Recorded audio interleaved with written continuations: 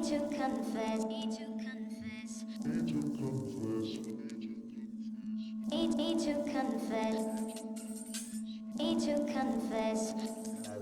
Bellator MMA fighter, Mr. Lewis Long. How you doing, Zan? Yes, buddy. Obviously, we've done a My Story where we talked a bit about your background. I had a real good follow come back after that, because so many people are like, just hear me just talking absolute bollocks all the time, and you're like, oh, it's really nice to hear you talk seriously about what you did, where you came from, and like someone said to me, I felt like I had a connection with you now.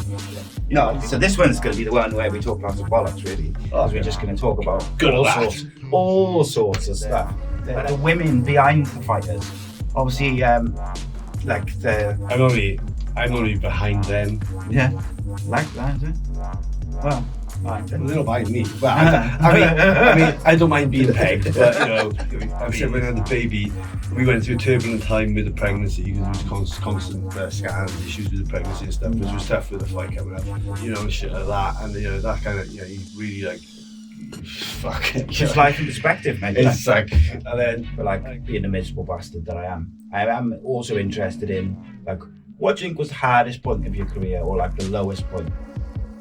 Or period where you had to sort of maybe deal with a bit of I mean, not so much like losing is hard, but I find winning hard as well, like, but losing the last one was quite awkward because I've never cared, but I had to ring my missus after with the baby and stuff like that. That was really emotional to me. I remember you saying that's what I felt struggled like, but like winning's been hard as well because it pisses me off. Because like unless I have a 3-round war with someone, I'm never like that satisfied. And like over recent years, I've just been tapping people out, and I'll go backstage and I'll just fucking throw my stuff around, hit some pads, and fuck off. And people like, Luke, go out there. There's loads of people out there. You should do some media, do that. And fuck off. Yeah, I think lowest appears. Like sort of when I decided to retire a few years ago because I was signed with Intensity and Cage Warriors, and I think my money had gone down. They wouldn't pay for my travel to London, or expenses to London, which I would be fighting like an ex-UFC Polish guy, expert on heel hooks. Great fight, but the trip there would have been, £100 a bargain, £100 petrol, food to say £100. That's fucking almost my purse just to get there. I mean, they pay for the hotel, but then, so I was just like, let's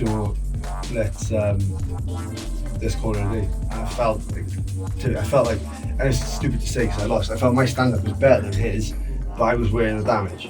Yeah. And unfortunately, that makes a difference. It made a hell of a difference, yeah. I broke his arm with a switch. I always wanted to beat that Gracie guy, not just because it's him, but not just because of the name. Just the name, yeah. I want to beat a Gracie, like tap out a Gracie. Something big job on you. Yeah. So the game's evolved. I said the game's evolved so much now that yes, of course, we're gonna have good jiu-jitsu, but I mean, is it better than anyone else's these days? Shit. Drink beer, bang bitches. Yes.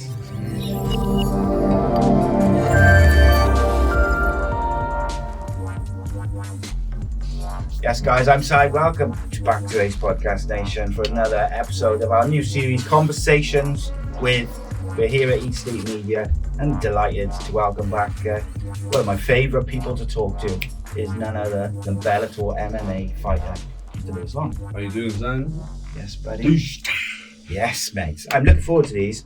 Obviously, we've done a My Story where we talked a bit about your background. I had a real good follow come back after that because so many people are like, just hear me just talking absolute bollocks all the time, and you're like, oh, it's really nice to hear you talk seriously about what you did, where you came from, and like someone said to me, I felt like I had a connection with you now. Yeah, people know a bit more about you, and like they don't just bang bitches, drink Stella and all that. Yeah, not just the blanket mental. I love that you've got a Stella badge on. They don't give these for free, mate. Yeah. Well, free with every 500th pint. So, so it took me a couple of weeks. So this one's going to be the one where we talk lots of bollocks, really, because we're just going to talk about all sorts of stuff. Yeah. But just before that, one thing which recently, when I had a couple of fighters in, and you don't have to answer this really, it's some people prefer to keep it more private and stuff like, but one of the things which we've talked about is the women behind the fighters. Obviously, like I'm only behind them. Yeah, like that, is it? Well, all right then. Well, they're not behind me. Well, I mean, I don't mind being pegged, but I mean, it's when you get pegged by a man, it's a bit weird. 1 minute 46, and we're off. Oh, fuck my face. No, so like obviously, yeah, you have a job which involves getting punched in the face. Yeah, you have it's a high pressure job. Yeah. You talked on the last show about being a father now, and it kind of changes your outlook on stuff. Over the years, I'm imagining the missus has been so we've been together I think about 3 years now. It's been good. It's said when I had the baby, we went through a turbulent time with the pregnancy because there was constant scans, issues with the pregnancy and stuff, which was tough with the fight coming up. I've been there. It's that stressful enough as it is, along with fights and things involved as well. Yeah, it's brutal, but go through it. And then the first few months of the pregnancy, the birth, we went to hospital for sepsis with the baby, and shit like that. And that kind of, you really fuck it. Just life in perspective, mate. It's and then it's just a leech. It's just a leech on my missus then for 4 or 5 months. Yeah. But now he's like 6 months old and he's sort of like responding to me. Will spend time with me. I can settle him. I find life is a lot happier now because like he won't come down to the gym. Mrs. will bring him down to the gym, and he'll stay there for an hour or two just. And he loves being in with the boys. He's always laughing and joking. Yeah. Not making jokes, but he's having a good time, isn't he? Yeah, so life is like a lot easier now that we're not dealing with a complete newborn, not knowing what we're doing. Illnesses and stuff like that. Yeah, so life's really looking up at the minute. Like looking for like new property, a new gym. It's really positive. It's like so it's it's positive good. Outcome. Good. Yeah, so things are in place and getting ready to. That's it, man. Everything's in place. I mean, she's good as gold. To be fair, obviously it's hard because you train a lot, you travel a lot. Yeah, it's like it's always that cliche in it. I come home from work, here's the baby, and it's not so much like that, but it's like that conversation's like, oh well, I've been working as well all day with the baby. It's like I know, but I'm going training now. But you're not punching people in the face or getting punched in the face all day. He's like, let me sit down for 5, right? But yeah, as I said, it's just really positive at the minute, and it's not easy, but that's the point. That's the point of it, isn't it? The first 6 months or whatever period is always, I think, it's hard for the father, and I'm not saying the fathers have got it so hard, blah blah blah. Of course, the women do, but particularly if there's breastfeeding and stuff going on. But even if there's not, for the first period, you feel a bit useless because the baby wants the mum, baby's getting his stuff off of mum, and you're kind of I want to help, but. Yeah, and you don't have the connection with the baby. No, because they're not really aware and all that sort of stuff. They've been with their mother for 9 months and then stuck on their mother for another, 4 or 5 months. And that, like I said, now he knows who I am. Yeah. It gets fun then, doesn't it, as well? That's it. Now I kind of want to, this weekend we're going to the beach with him, and I suggested it. And I fucking hate the beach. Yeah, me too. Sand, sea, lots of water. And it's not just a bit salty, is it? It's fucking really salty. Yeah. And sharks. Yeah, definitely sharks. I've got a deal with sharks. Have you? I made a deal with sharks years ago, and it's this. If I'm in their back garden, floating around, then if it's fine, they can eat me. But if I see one in my back garden, I'm going to fucking run out and body shot it, low kick it. Seems like fair. It's a fair deal, yeah. I don't piss around in your back garden, you don't piss around in mine. Yeah. I want to see that fight, though. I know. I don't think they could defend those body shots. Yeah, sorry. Do you know, though, right? On that thing of support and stuff. One thing which, obviously, you talk about in interviews a lot, not just you, but anyone and podcasts is your favorite moments, your favorite fights, your highest points, your stuff like that. But being the miserable bastard that I am, I'm also interested in, like, what do you think was the hardest point of your career, or like the lowest point, or period where you had to sort of maybe, I don't know, deal with a bit of. I mean, not so much like losing, is hard, but I find winning hard as well. Like, but losing the last one was quite awkward because I'm never cared, but I had to ring my missus after with the baby and stuff like that. That was really emotional to me. Well, I remember you saying that's why I felt such a struggle. Like, but like winning's been hard as well because it pisses me off. Because like unless I have a 3-round war with someone, I'm never like that satisfied. And like over the recent years, I've just been tapping people out, and I'll go backstage and I'll just fucking throw my stuff around, hit some pads, and fuck off. And people like, Luke, go out there. There's loads of people out there. You should do some media, do that. I'm like, fuck off. Was that? Is that because you feel like you haven't had like a full workout type? Yeah, I just feel like I've just like. I don't know. I ask Lockett. I ring him. I'm like, blah, blah, blah. He's like, Luke, you done awesome. You won that fight. You didn't take a shot. Yeah, fuck you, guy. He's like, what's the matter with you, Lou? Like, but yeah. So it's like weird. Like, I don't feel like so proud of myself unless I face that adversity and come back. So you'd rather have like a 3-round war, win that. Tap someone out in 30 seconds. I mean, there's a flip side to both of it, innit, But so.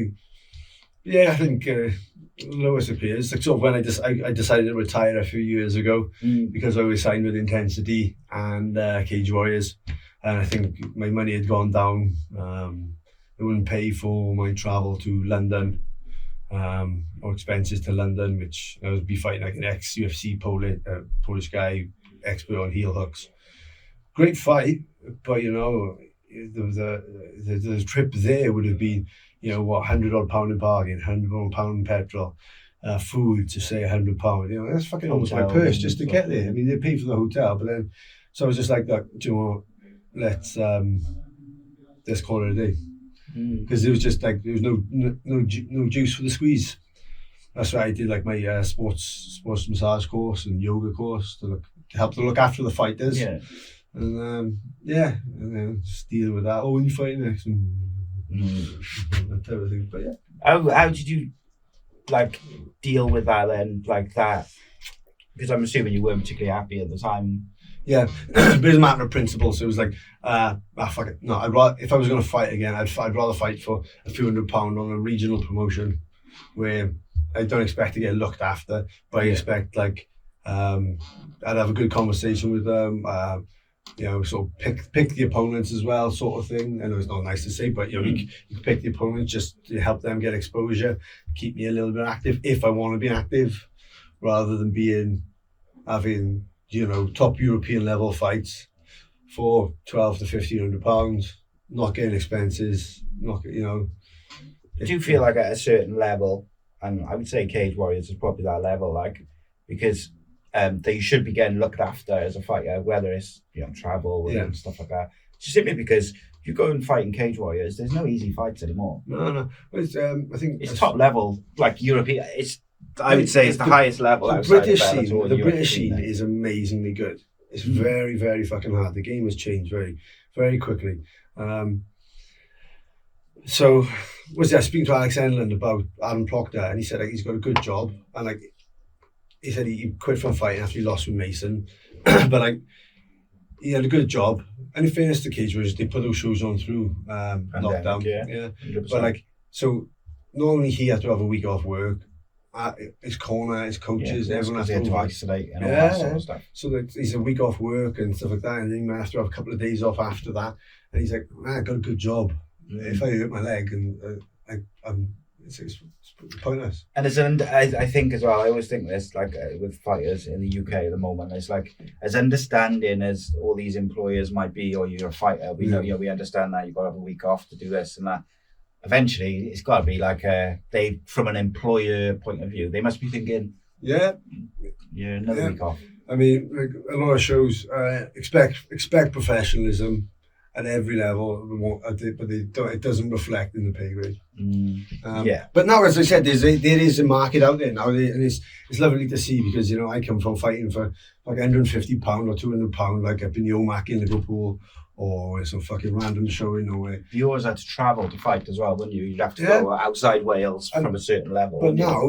now you got like PFL coming to Wales, you got Bellator in the UK, you got UFC coming over, and shows are even regional promotions are offering the same money. I mean, Aaron was offered like £1,500 to fight someone on golden ticket. I mean, he's not active, so I don't know, but I think he was on Cage Warriors. I mean, I'm not just here whipping Cage Warriors. I said they're a great organisation. They've done a hell of a lot more than anyone has ever done for UK MMA. But you know, it's got to reflect the times as well. Yeah, I get that, and I think it's an overall conversation, isn't it, which has been going on for the last few years. Fighter pay, and like it doesn't always add up. Even like the basic contracts which people go into the UFC, like I remember when Paddy first signed with the UFC, everyone was like, I don't know, on social media giving him a bit of grief about money and like you should fight top 5 fighter X, and he was like, well, I would fight them, but I'm not fighting them on this contract. Because why should I go and fight like a top ranked fighter? Paddy's clever, like in fairness. I always liked Paddy, but he said he's got that that Barstool deal has changed the game for him. I think of it, hasn't it? $6 million. Something ridiculous for someone who hadn't had a fight in the UFC at that point. Yeah, but do you know what that gives him, mate? Is it gives him financial freedom, whereby if the UFC want to keep hold of him and they want to keep pushing him. And let's be honest, if he keeps winning,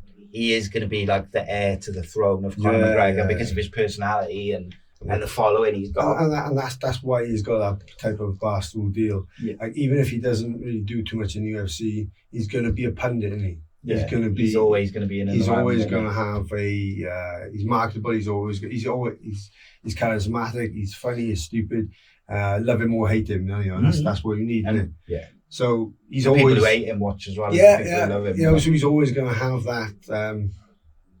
Those financial freedom, isn't it? Yeah, and like he's always going to take a piss out of it now, can they? Because he's not like itching for that money. Like he's not thinking I got to pay my bills. I got to do this. Yeah. So no one can kind of shortchange him on, or you know, I'm probably worth a bit more than that. But people are a little bit stupid when they sign these contracts. I mean, they have to do it, but they really need to look at the clauses. I mean, look at Dominique Woodin, right? Now, yes, I admire him for coming out and speaking as he has. Probably wouldn't do him any favours though, will it? Fuck no, mate. He has fucked himself right up the arse. Right, maybe. So for people who don't know, let's give like just a brief outline of it. Dominique Woodin, current champion in Cage Warriors, and again, we're not slating Cage Warriors. We're just it's general. This is what he put out a tweet and said. Basically, he's got a deal on the table. I can't remember who it was from. Was it the UFC? No, if it was being the UFC, through Cage Warriors. He got it, whoever. I can't remember who he said who it was. But he's got a deal on the table from another major promotion who's going to pay him big bucks. He's got whatever fights left on his contract, but they're not matching him against anyone because he's beaten everyone in that division. Yeah. Who's the sort of, as a champion. They won't release him from his contract, but also they're not giving him a fight. He called him out on social media basically and said, fight or release. The thing is with this, the only real power a fighter has is to have following and to go on to social media, but it's also a double-edged sword. Now, what he could have done is looked at his contract, because if you win a title, you automatically sign another deal. So a 3-fight deal. Yeah, but he wasn't even through his first deal. So does that get added on, or would it be a fresh deal? So if you had 1-2 fights left? I'm not really too sure, but in his case, he was only on his second fight of a 5-fight deal. So he still had 3 left or whatever. So maybe rather than just slating him like that, he could have gone after it by saying, Cage Warriors aren't getting me, there's clauses, how many matches you get a year. I've had 1 match, or haven't had a match this year. This is gives me right to terminate the contract. That's when you need someone within your team or within your close friends who can go through a contract, isn't it? Yeah, and this is why that's why he shot himself in the foot, rather than being a little bit more clever, nuanced about it. Yeah, he's very naive, by the way. he's gone about it because I understand it as well, like the frustration. 100%. But if you waited a little bit and then they don't get in fights, you say, right, I haven't had a fight in a year. This is cause to terminate the contract. There's ways to do it because you'd imagine they're not going to be in a rush to give him he's fucking not really anything. Like, I just can't. Like, because I'd imagine, number one, they don't want to rip through his contract of whatever contracted fights he's got left. I would imagine they're not going to want to rip through them because they know he's still got one eye on leaving. Do you know who did it? Ross Houston. That was it? Yeah, do you know how much you have to pay to get out of that contract? Yeah. There was another guy, though. Who's the guy? So, Darren Till's been, he's off the UFC London card, isn't he? Fighting Jack Manson, which is a big blow to that card, by the way. So, yeah. Especially because they didn't put Jack on it, and there's a few others I think who are not on it who could have been, like Mason as well. Yeah. But he's not Welsh anymore, is he? He's out in America, isn't he? Yeah, he's out there loving life. But like I forget who was. Someone's been mentioned about filling in for Darren Till, not against Manson necessarily. I forget his name. Mark something. A British guy. I don't know. But yeah, go on. Say what you was going to say about Houston. Yeah, I mean, like I think he had a similar sort of thing. He was maybe in where he was in his contract, but basically wanted the release and wouldn't give it to him. And I think negotiations went on to the point he had to pay. So I think the number said to me by him. Again, I don't want to say things that are private to him, but like £25,000. And you think about if you had 5 fights for Cage Warriors, that's not £25,000. If you had 10 fights, that's not. Jesus. Again, this is turning. So he paid that to get out of his contract. And I had 1 fight in UFC in Bellator against MVP. Yeah. But as I said, unfortunately, it's not like Cage Warriors is the British market. I'm not just slagging them off, but they are what's home to us, and and nobody likes their boss at the end of the day. But as I said, it's moving times, and people have got an opportunity, and that's why it's so amazing to me that I can see myself on Bellator, other fighters going to PFL, and having negotiations with contracts. Rather than just going, well, you sign this, or what else are you going to do?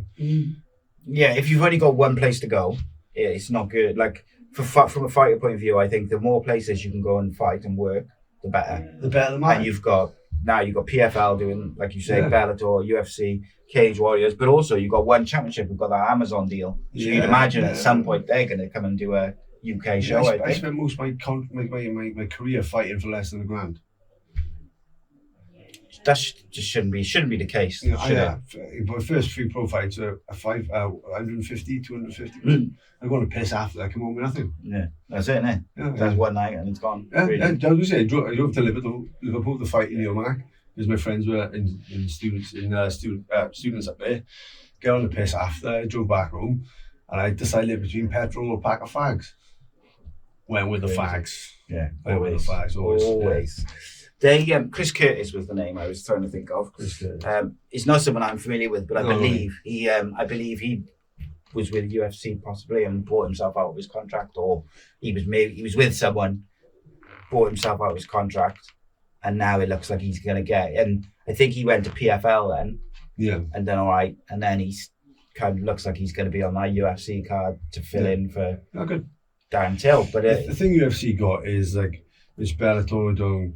Is the exposure, and this is the thing, like I do feel a bit like we've slated Cage Warriors, but the one thing which Cage Warriors gives is if you go on Cage Warriors and you go on a killer run and you become a champion or whatever, there's a very high percentage chance you're going to go to the UFC. It's a very simple path. Cage Warriors is a great organisation, so those opportunities, that's a great opportunity for young fighters. All I say with Cage Warriors is this, is like it's a great organisation. I was part of them for years, and I loved them. They really did. But you've got to move with the times. I'm not looking after my own career now. I'm looking after other people's careers, and I can't stick. Do you mean? And and that's the difference in it. I'm looking after other people's careers. I've got to make decisions. We all talk about it and stuff, based on what they want and what's best for their livelihood. Of course, yeah, You it's know, different so- then, isn't it? And like MMA's changed in the last 2-3 years. It's changed. Like before the pandemic in the UK, it was basically if you were at a certain level, Cage Warriors would be your aim, Yeah. and then if you were get through that level, it was kind of UFC or Bellator. That was it. Yeah. There was no. It was regional shows underneath Cage Yeah. Warriors, really. Whereas, like we said, now that they've got all these different companies, and that's good for fighters. Because the more places to work, technically the money should go up, shouldn't it? Yeah. Well, Because if, say, for instance, PFL's paying more money to Yeah. fighters are going to go there. Yeah, and so when it becomes like the WBC, WBO, that you've got these titles, and eventually, I'd like to see the crossover. Yeah, you know, that's where the champions, money is, and that's where I want to see it. You know, Because if you had like because UFC wins, versus isn't it? Bellator champion Yeah, on a major, like a mixed, like a crossover card, yeah, main event, like I don't know whoever, like Ngannou versus Vader or whatever it is, that's a massive, massive money for everyone. You could pay to fight as well. yeah. The companies are going to clean up. I chat with Peter in Bellator. Fuck, he's a big guy, like thick.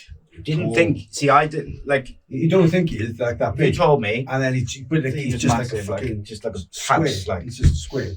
But he's rejuvenated his career going to Bellator. Yeah. Like in UFC, he was not doing much. Probably very underrated and kind of like wasn't. He was all right. Yeah. He wasn't terrible by any means, but like he wasn't destined for superstardom or whatever. But he's gone into Bellator, and he hasn't just picked up the titles fighting nobody. He's won tournaments and he's killing guys and good guys, and like I like that tournament based stuff. I do too. And me and Danny talked about. I remember like probably about 2 years back, me and Danny was talking about like Bellator. We felt like at that point they were focusing too much on like ex-UFC veterans. You had like Rampage and all these different people. Whereas now they seem more focused on getting the young guys in. Like you got like Brett Johns and what's his name? Omega Madoff come in, didn't he? Yeah, I mean the thing is, it's like those to guys are good because they bring eyes on the sport because of their following. But like when they broke over into the UK, they signed a lot of regional people. And then they had 3-4 fight deals, and then it was like single swim, wasn't it? You either get a set contract or you don't. You either fight well and get cut, and so opportunity, yeah. So I mean, that's why I'm thankfully still on my second contract. But most fighters you speak to, and I'm sure like some of your younger fighters, less experienced fighters, they want an opportunity, don't they? Like fighters want most fighters have got belief in themselves, and if you say to them, right, we're going to give you this opportunity. It's a big fight on a big card for a big company. You either win and you get a contract or you don't. They'll take that. They'll bet on themselves. Right, mate. Yeah, you're too right. I mean, you've got to have faith in your skills, and they were saying when opportunity knocks, you better be ready. And that's why the guys who stay active in my gym are the guys who are going to get fights. Yeah. Most of your fighters stay ready all year round, all the time. Yeah, I got a few. It's not so much short notice. It's just the game has changed. There's so much to learn. If you're not in camp, why not work on your jiu-jitsu game or target the submission that you can just work around and find it from anywhere, or you got an injury in your leg, purely just work on your jab and movement. That's why I went to MMA, to be fair. But I can't see why. I mean, you do anything else. I mean, it's the most fun you can have. I back sparring this week, and I was fucking so happy. It's just like you had a little break, didn't you? Went gigging. Yeah, well, I tell you what, I had 3 competitions booked. I had the Coventry Open, and I'm not ever going to compete for All Stars BJJ Com again. I'll tell you this now. My academy is gonna what's the word? Bogard? No, not Bogard. Not going to MMA. Fuck them off. Yeah. So what happened now then? The first comp went up there, made weight. One of my students jumped on the scales, 2.5k over, and they let it go. Happy for him. 2.5k, that's quite a lot, isn't it? I'm happy for him that he got to compete, but it was like, what? That's a lot, isn't it? Yeah, but they're doing it to everyone. Right. Yeah, but then you're making weight and going through the weight cut and whatever. I was happy for my guys still out there, but I'm thinking, well, that's not a level. It's the level playing field. Then is different there. Yeah, of course it is. And they called my name. I was like, yeah, I'll be there now, because they run the division early. Went to the guy, yep. I went to the desk, yep. Told him my name's there, blah, blah. Waiting there to get ready. There's a couple of guys jumping around. Watched them. I said, is this my division? He goes, who are you? I said, Lewis was there. Because they'd already put me from, I didn't have a bite. So they put me from my fight, because the guy didn't turn up, into the semi-finals. But then just run the straight final. And I was like, stood there after, everyone's disappearing, they're packing it. I'm like, what the fuck's going on here? And they said, like, oh, we called you, but you weren't here. I said, no, I'm here because you called me.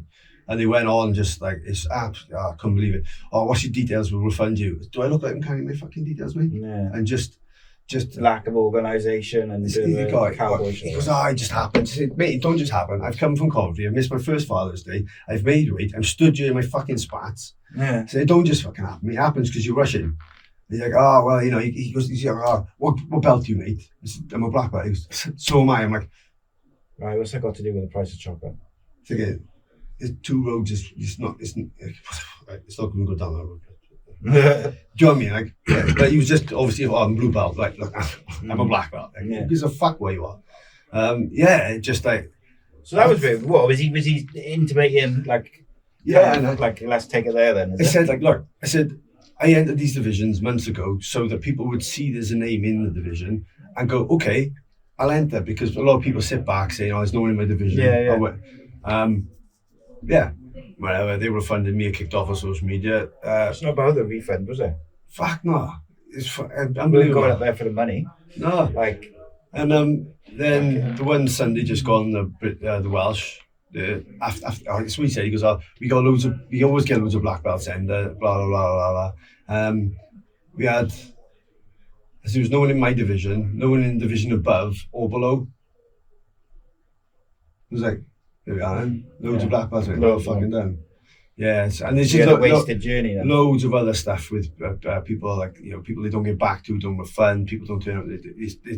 I had so many of my students say about different stuff, and you're like, look, they're still running around with pen and paper, trying to do divisions. You got 500-600 applicants. You can't be, your printer's having a fucking hammering the night before and then printing them off. Like, it's not.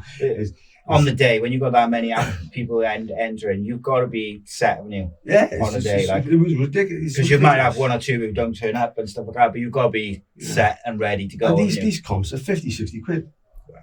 It's never mind the travel and it's robbery when they're not refunding you. It's just So, but I did the British Open wrestling. That was fucking tough. Been to see the Dead South like the night before, so I had a couple of bevies. Dead South, amazing. Don't forget again for them. How did you do in that? I sort of unofficially took third because I didn't stay around. Because Irish number one, I fought first when 9-0 down, and if you go 10 above, you lose, like a TKO. Pulled it back to win. From 9-0 down? Yeah. That's right. It was funny. Satisfying, isn't it? Yeah, it's funny because it's like 2 3-minute rounds, 30 seconds break. I don't really know the rules. No. I got told off for choking a couple of times. But he spoke to him after. He said, I couldn't believe it. He's like, boom, snapped me down like that. Ref gave him a warning, and I was just laughing at him. And he's like, what the fuck? He said, he just kept coming at me. And then I had like a kid, but a good kid, like, and just slung him around. Then I come up against like the British number one and like Commonwealth hopeful, Olympic hopeful. And you know what? I scored points on him. We had a good battle. I made it a fight, and I lost points, but it was I was losing points because I didn't know the rules of wrestling, that type of thing. And 6 weeks prior to that was my fight when I had the cat on the nose. So that was my first sort of wrestling session.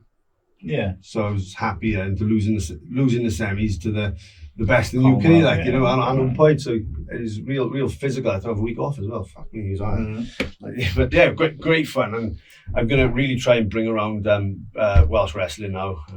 Well, that's one thing I think in Wales, from the outside, you don't hear that many. Like, you hear quite a lot about, if you like. Obviously, I follow a lot of fighters, friends with a lot of fighters and coaches and whatever. So I see like the people entering different grappling tournaments and stuff. I'm happy Don't see a to- lot of wrestling tournaments. I'm happy to name and shame it, right? So the head of British Wrestling... It's not like you, mate. No, the head of British Wrestling spoke to me and he said, like, why aren't people in Wales wrestling? I said, look, you've got to be level 2 qualified, which I get is fine. You know, you've got all your students have got to be insured. You've got to have, this. He's like, yeah, but where's your safeguarding children? We got these as clubs. He goes, oh, we're not just setting up, putting down a couple of mats above a pub. We're a proper Olympic organisation. I just waved it off then because I was just like, well, I've got a fucking proper gym, mate. I've got a fucking insurance. It's just like, yeah. So if I'm British Wrestling Association, I got to pay say £200 a year for that. I have to do my level 2 courses. It needs to be renewed. Is it money for nothing? There's no wrestling. You just paying that money just to have to basically say I am qualified. And then it's like, and then there's no competitions. But what I'm going to do is I got a big wrestling team, to be honest. I got a great guy, one of my best friends called Arash Sojil. He'll hate me because I say it wrong. But he was the Welsh wrestling coach. But again, people in the higher levels, Sue and Alan Jones, fucked him over.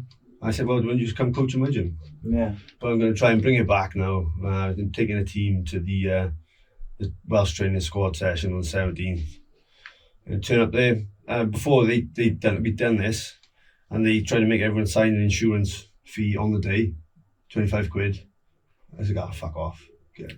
Just always corrupt all the way through. This is my problem with sport in general. Yeah. Like at Bellator, it's just always trying to get money off you. Like even whether it's football, very quickly. So my boys played, like they were in the Cardiff academy system. Yeah. But then they got dropped because they weren't quite good enough. What they do then is they say, but we want to keep you on in the development squad. Oh, right, okay, great. Still in the system. If he improves with age and all that, then of course you're still in the system, great. But then it's like, it's 60 quid for every 6 weeks. And it's like, it's just a money-making scheme. You're going to keep these kids dangling on because, of course, they want to be professional footballers. Yeah. Well, this is why I opened... So you got 30, 40 kids. This is why I opened up my own gym. I might have told you before, I went through a lot of traditional styles where you have to wear their kit, their this, their that, fuck that, man, it's expensive. I remember how hard it is. It was so hard I had to open up my own gym. Like I said, I always try and give back to the fighters, especially the ones that are dedicated. Me and Wayne had a chat the other day. Ethan Sylvie's gone out to Alpha Male. A little holiday. He's got a fight in a couple of months. A little holiday, a little bit of training. He's a student, so he's a chat. Chucked in a couple hundred quid. Makes a difference. Fucking right, mate. Innit? Where could I have been if someone looked after me like that then, and I didn't have to work, run the gym, run this, Mm-hmm. And you think, fuck me, man. People just try and take money all the pissing time. Well, it's the same with jiu-jitsu, It's sort of, go with my badge, go with this. You got to pay this for. You got to pay for. There's an extra cash. Buy this gi. Got to buy this stuff. We got an elite program now. You just got to pay another 25 quid a month for. No. Okay, if you've got 3-4 kids, fuck you. Well, this is why I feel sorry for fighters, especially if they got like kids and at that sort of lower cage warriors level who are trying to make a name for themselves, and they might be really, really good, but if you haven't got sponsors, you are fucked. Because you've got to work full time and then do your camps and your training around that. And if you've got a physical job, like Danny said about, he talks about obviously Tom Mearns, who is for the last couple of years, anyone you speak to, great fighter, can go like really good, but he had a full-time job and he was doing like construction work. Fuck. So you think like 6 o'clock in the morning until 5 o'clock at night, just physical, fucking brutal lifting, this, that, the other, non-stop, half hour for lunch or whatever, and then get home, grab your bag, straight to the gym, training all night, every night. That's not for the body, let alone tiredness and all that. Just the body taking that punishment. Of course, you're going to pick up injuries. I got 2 people in the gym. I got Ethan, who used to work as he was part of a roofing company, so I'm throwing slate around, didn't he? I got another one, Talon. And both amazingly talented. One, I tell something and he thinks I'm having a go at him. The other, I tell him, and he used to come from work, working all day and not complain, whinge, train, everything. It's just two attitudes. It fucks me off. People, anyway, But like, and then going back to Jordan Vucenic, like the one thing that he's got over a lot of other fighters is he's young. And of course, he's super talented. We know this. Yeah. Also, one of the soundest people you could possibly meet. But because he's got such a big following so early, and he's got so much sponsors. All he does is train. And go like he's got a baby now, so all he does is train and spend time with his kids. Like, but not all fighters who are at that same age have got those advantages. One thing that'll set a fighter apart at an early age is financial freedom. Of course it does. I think it's not good as well. It can be a double-edged sword because you got the financial freedom, you become a bit of a you almost already got it, haven't you? Spoiled little cunt, right? Or you apply yourself, but like. I think that for Jordan particularly, you can see, can't you, with his skills, every time he fights, he's better. Yeah, fucking right. He's all, but like say Ben, Ben has got a good job, and when it comes to dealing with contracts with him, it's not about the money. It's about principle, definitely. But I know I don't have to hassle and barter and stuff like that because he's got the freedom. He's like, okay. The thing is with contracts, is with anyone. And this is not directed at cage warriors or anything. Just a contract generally. Like a big shot, no. Big kind of media are going to get like extradited or whatever the word is but now I'll never get another Cage Warriors interview again after this. But like big companies generally, right? They will try and slip in things in contracts. And if you don't know, and you've got no one within your team who knows to look out for that sort of stuff, and not all fighters are as intelligent and well-spoken and like Ben is, or some fighters, with no disrespect, some fighters are not that clever. Good fighters, but maybe contracts and things like that's not their thing. Now, if you've got that, you haven't got someone within your team who's able to do that stuff for you, you can get fucked over real quick. I mean, as we said, hopefully it doesn't happen to Wooden, but he's going to have a long time out now before he fights because you have to wait till the end of his contract. So, with the contract, if say he's got say he's got 3 fights on his contract. Yeah. Does he have to fulfill those 3 fights before his contract's over? Or is it like a 3-year period or whatever, like a 2-year period? We endeavour to get 5 fights in an 18-month period. Right. That type of thing, typically. So they've 5 fights one or the other. 18 months, 2 years. Got you. And do fighters then? But they'll find some way to extend it. So if you're injured or whatever, they'll try and freeze it. If you're turning down fights. So with fighters then, say you're signed with Cage Warriors, PFL, whoever, Bellator. Say you've got like a 5-fight deal, 2 years, whatever. Yeah. Is it you only get paid with each fight? Yeah. Do you get anything like up front at the start of the contract or no? In between the typical one is as you fight, per fight.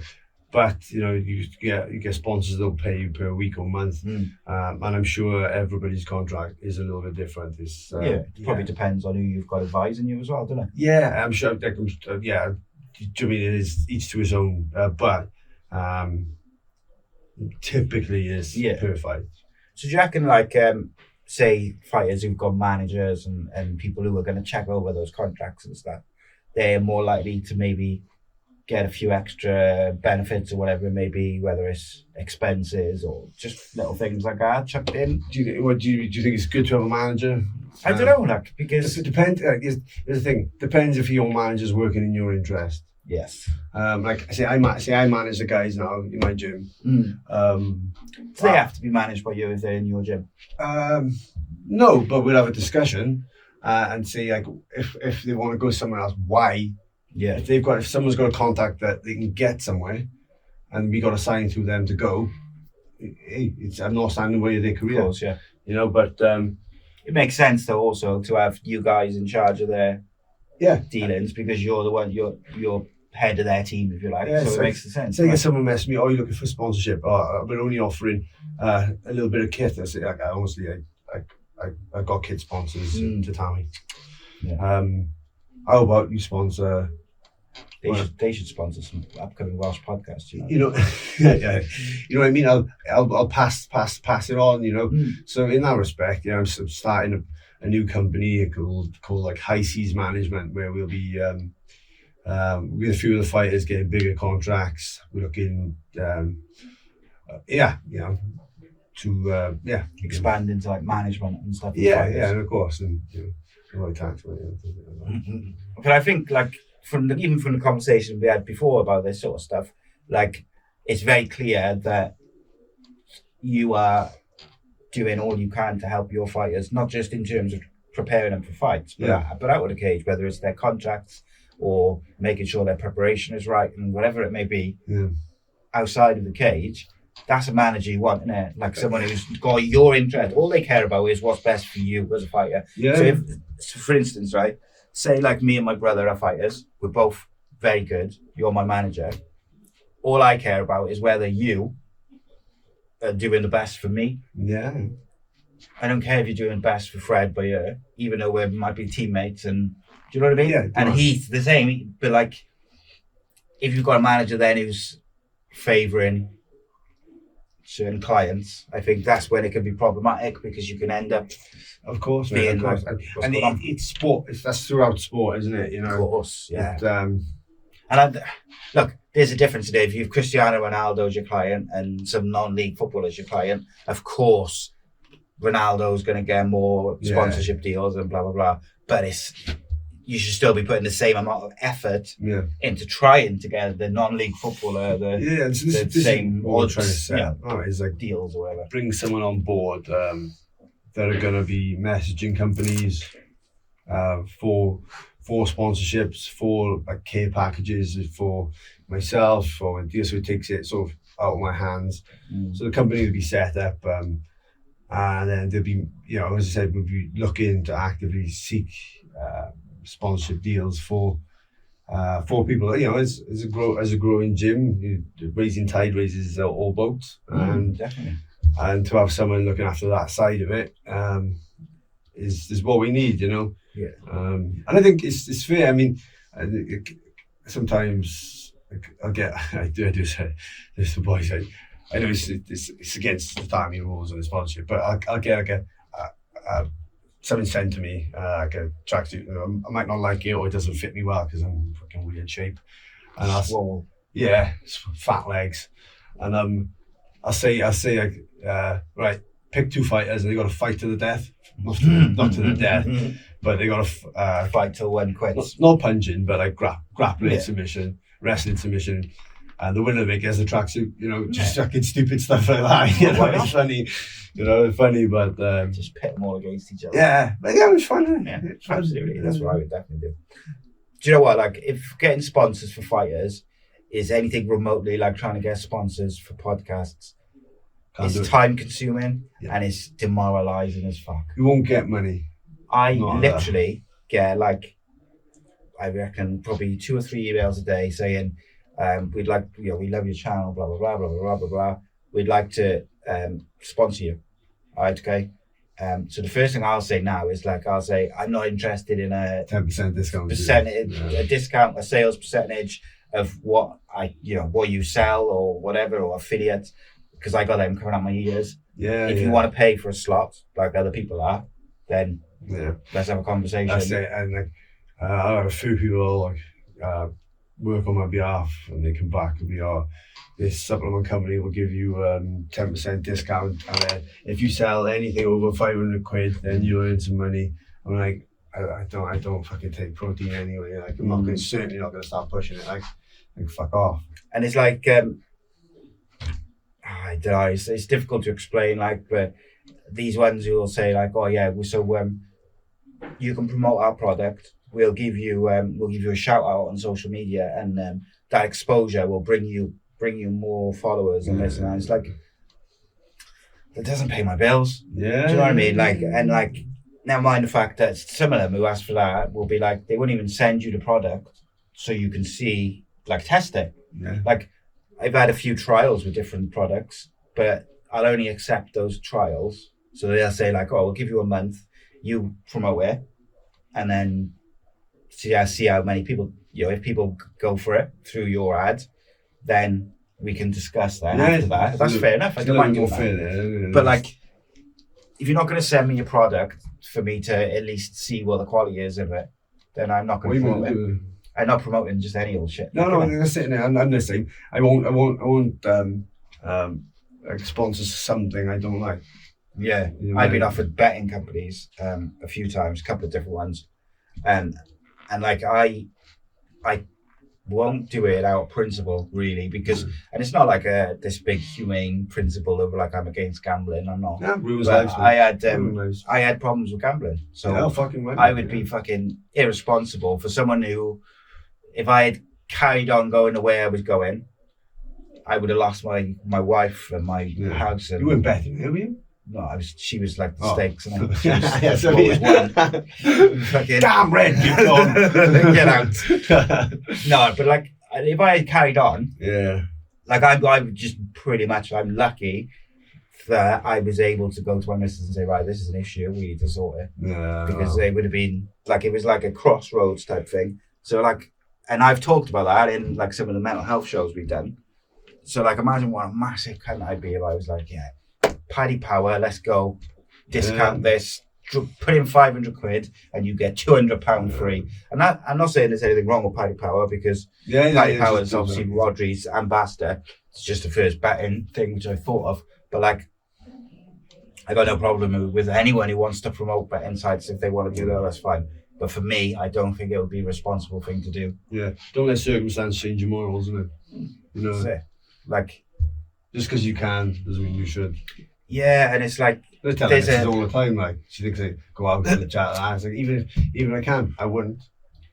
Yeah, but it's like this thing, isn't it? Right, like I want funding and I want money and I want this and that for the podcast to take it to the next level and to go and like, I got a vision of where I want to do, and I want to build my own studio and I want to help other podcasts and people and do whatever. But like, if someone offered me a load of money to do it, but I didn't like where that money was coming from, should I take it just because I want the money to do? Nah, fuck that. Yeah.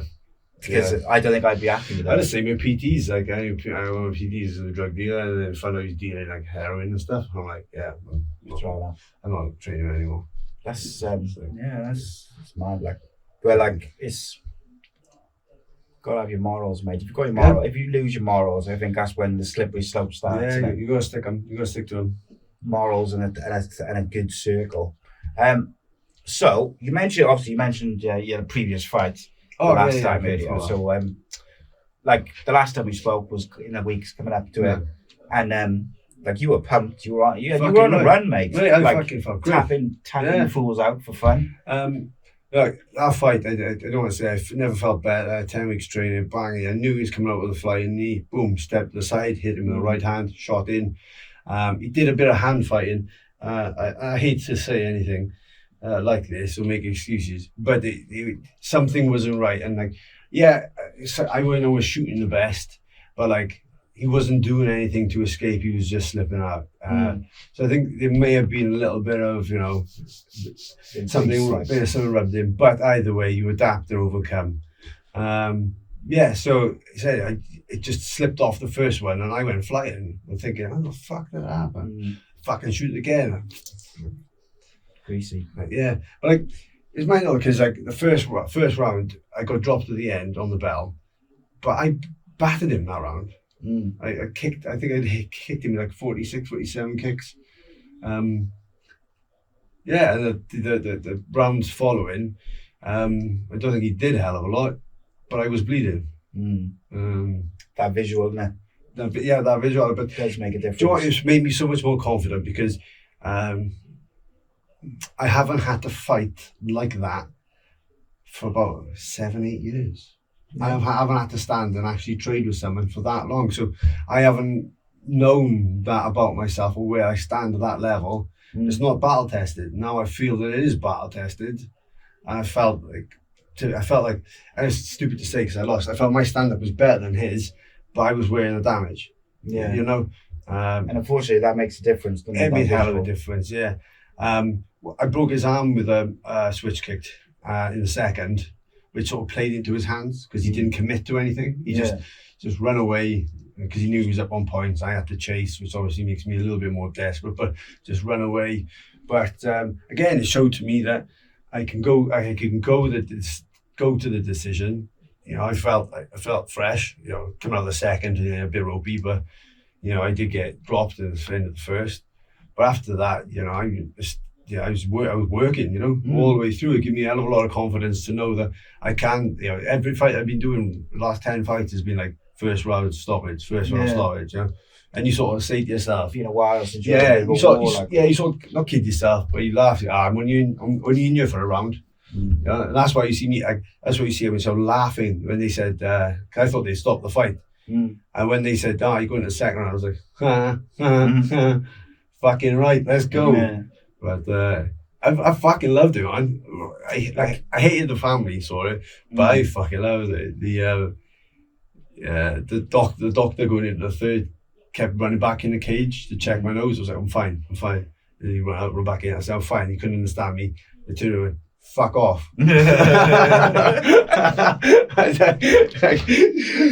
Go away. Pure gangster. Yes. Fuck off. He's laughing, but the commentary going, I'm not sure what Long said here, but he's ushered the doctor out. Okay. Throwing him out. You know, but yeah, going forward, it's not been. The next fight has been announced, but hasn't been announced officially by Bellator. But I'll say it anyway, because they've announced it on like Russian media. So I've had loads of people sending me square letters and triangle letters, whatever their languages. So there's a Dagestani world champion in Sambo. Sure, that's the sport that they only do. Yeah. So he's going to be wrestle heavy then, isn't he? Yeah. Ramstan Kovalovich. He beat Masvidal a few years ago, like. Okay. So yeah, massive fight, and I think I put on such a good performance in the last fight that, you know, I think people were a bit pissed off with the card. And the main event was a bit boring. A lot of people saying that, and everyone telling me that it's one of the better fights of the night. Though, everyone's like, "Oh, that was the most entertaining fight I've seen on that card." You know, and you know, I have to make it that way. Like, how do you deal with the up and the down? Because obviously you were so confident going into it, and like you were on a run, and like I think like I've known you a couple of years now, probably. On and off, like, and I think that's the most confident I've seen you going in. Like, it was like there was no part of you which was considering losing. Like, you just seemed like everything was right. It felt in me, and that, unfortunately, that's the sport. But you look at the fight. I never thought. I was trying to win that fight every second I was in there. You know. So you know, like I said, I proved to myself that you think about retiring when you're a bit older now. I definitely showed myself I still love fighting. You can still compete at a high level, mate. Yeah, and like not many people have knocked you down either like that. Like, in that first round. It was blocking. Like, you could get away with blocking with your arms a bit, but I was blocking too much with my arms, and so when his small gloves in there, so yeah. I mean, adapt. When I was shooting and not driving through with it. Again, we've analysed with the team, and maybe why. But like, if you look at the wrestling comp, the way I was shooting in the wrestling comp is the way I need to be shooting again in MMA. Yeah. So I was maybe a little bit too confident in the fact that I'd be able to just pull him to the floor. Yeah. I was also a little bit confused why he wasn't just. You know, why you couldn't get hold of him? Why he wasn't falling down with the rest of them? But as I said, you know, getting over a loss. You know, I said the hardest part was like trying to speak to my missus after. There was no real damage, only a cut. But I suppose for her, like seeing the family, seeing it, it's different, isn't it? When you're watching on TV and you're just covered in blood, like. You kind of don't put two and two together that, you know, the blood's going to be wiped away and it's just a tiny little cut. Or not a tiny cut. It was like, three stitches, but because it was triangle, it looked like my nose was open. Yeah. But it didn't, it wasn't, I wasn't hurt, you know, I don't really feel pain, but... Warrior. Yeah. It's just fucking pain and then breathe it out. It's worse pain to feel. And that was ringing the missus saying, sorry, I lost, you know, it was...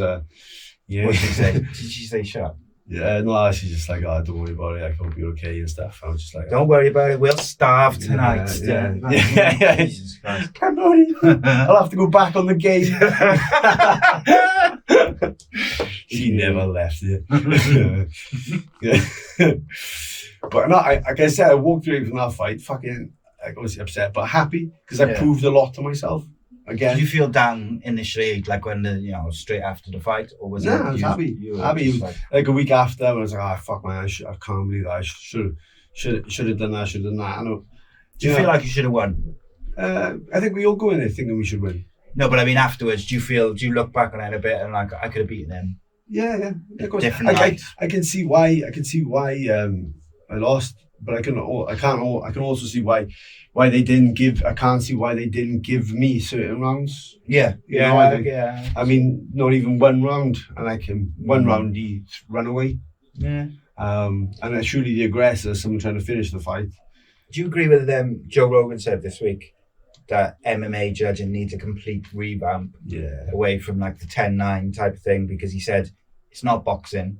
Like there's so many different aspects to consider when you're judging MMA. They need to come up with their own scoring system, which is universal around the world, because it's just not the same, is it? And in your case, like in that final round where he's literally just trying to get away from you because he's got a broken arm, and you're chasing him, like you're trying to win the fight. Yeah, he's trying to basically keep his arm away from you and survive. Yeah, like, in the second, obviously I was wearing damage and it was a little bit more back and forth, and I wasn't kicking as much, but I still got to take that. I had a knee bar on him and he just slipped through. I know, again, with a bit of blood as well, but people don't get up. When normally, if I got like a knee and you run out, you get away, I got your ankle. I can got a good grip. Do you know what I mean? I can from your knee I can go to your hip, from your knee I can go to your ankle, depending on what's going on. There was none of that. I can enter the scramble. As you pull out, I'd stand up with you. But it was out so easy, I was still on my back. I was gonna say, like, for you, like, it's and anyone who's got like high level sort of grappling and wrestling like yourself, like once they get hold of you, it's very unusual for you to be able to just, or the opponent to just slip out like that. Like they might get out with a bit of different transitions and stuff, but I said, like, at least I would have had a hold on his ankle as he stands to stand up with him. Yeah. But not just be left on my back. It was a bit, as I said, and it sort of offset me a bit because it's very confident in my grappling and takedown capability. But these things happen, and they happen on the night, Yeah. So once I got over that, it was fine. And, I've lost a couple now, and you just, hey, look, this is my job. And I'm not, you got to look at it, I'm not going to get sacked. That fight, I'm not going to get sacked. I turned up on weight, had a laugh, had a banging fight, didn't cause any problem for the promotion. Yeah, professional. Yeah, and you had the most entertaining fight of the night. That's what I mean. I'm a company man. Company. I'm not. I'm not going to get sacked, which makes me a little bit more future proof when it comes to renegotiating for new contracts, isn't it? Yeah, 100%. So. And that inevitably is what you want, isn't it? Longevity in the sport and time to earn money. Fighting is only an opportunity to earn money. It's not like a long-term thing, is it? You've got to do it for a few years, earn as much money as you can, and then use that to do better. And don't spend it all in the pub. Yeah, Stella sponsor me. That's the that'd be good. Good Stella sponsor would be nice. Looking right. Sort of as we look to wrap it up, what bullshit more? What more bollocks can we talk? Tattoos, mate. I know it's like all your tattoos are on the left-hand side. Yeah. Why is this? Well, that was my first tattoo, and that was my second. So where you'd like match it, I thought, go down the same side, and I thought, well, I can't cut myself in half, I know. But I just thought everyone's got tattoos, so I just went and got that done. Initially, I wanted Donkey Kong fighting a samurai. Okay. So like Donkey Kong throwing a barrel at a samurai and a samurai cutting off. So my two tattoo artist just look at you like. Yeah, he's my friend from school. And he goes, look, as your first tattoo, I'm not doing that. I was just thinking, the way you know, I want to get a new tattoo. I think I have to go with that. I also wanted like the Sith code. This is quite a motivational one. So, yeah, it's cool. What's your favourite tattoo then? Is it just would you count them all as just 2 tattoos? Yeah. Yeah. I think my favourite one is the rum. Nice. Yeah, I like the skull in there. But, it's just It's like, what I want is nice, colourful stuff. And I know everyone's got tattoos these days, and I haven't got any like small little ones. But just went all in like. Yeah. Oh fuck it! But I did. I posted it up online. Mum, I know you said don't do it. Don't do it because I don't get any tattoos. And she thought it was fake. Even when I saw it, she thought it was fake. Was she upset? A little bit. But she should have said, well, at least I kept one side clean. So when we have photos, we'll just turn to the side. Like this. Yeah. Like you're trying to get the badge in on this old Stone Island, isn't it? Just turn the other way. Like. Stone Island. What is people's obsession? What is Stone Island? I know it's like a clothing brand, but people love it. It's like for me, yeah. Well, for me, like it was a thing. Like I'm a '90s boy. Like that was my teenage years. So like, I just sort of picked it up from that was the fashion of the time and going to the football. I thought it was like a new thing. No, it's been around for years, but I think it's weird. Like so, back in the day, it was very much just really it was like football hooligans or football fans. Maybe is a better term. Yeah. It wasn't just hooligans, football fans, whatever. It was the fashion. And then you'd see like Liam Gallagher and people who had a shitload of money because it's expensive. But these days, you see all sorts of people, kids and teenagers. I see a football hooligan wear now, a man called Brett Johns. Yeah. And funny enough, I'm on the same card as him. In Dublin. In Dublin, yeah. That's going to be a hell of a time. He's another one I think is going to do really well in Bellator. I saw that he was really disappointed he didn't get it finished, didn't he? You wrestled him. Fuck me, man. You can't move him. You can't move. He's fucking stuck. He's only tiny, isn't he? Yeah, he's lost more than me. But fucking hell, he's like a skip on top of you. But in that Bellator fight, in the Bellator fight he had most recently, like I think it was his debut as well. Like no, I think he lost his debut and that was his second. So like in that second one, I remember him saying like afterwards like he was disappointed because his performance or whatever because he didn't get the finish. Yeah. But I thought his performance was so impressive, like for a new fighter to the promotion. Obviously, he'd lost his first fight, but like I thought he was really impressive, and I was like, if he builds on that now and fights some of the ranked guys, like you could see him being up there. Like, but yeah, pure dominance.